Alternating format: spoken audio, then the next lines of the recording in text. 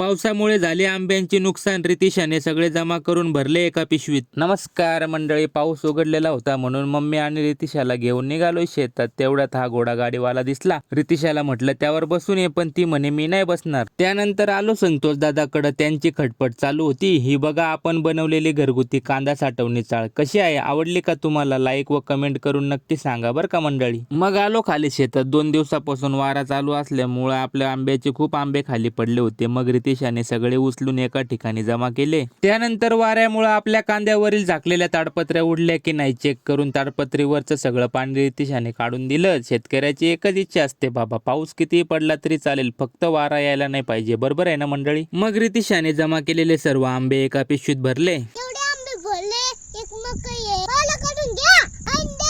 आणि आपण शेतात येताना मोठी चूक केली होती की चपला घालून आलो होतो. मग काय, त्या उचलल्या हातात आणि निघालो घरी. चला मग भेटूया उद्याच्या लॉग मध्ये मंडळी.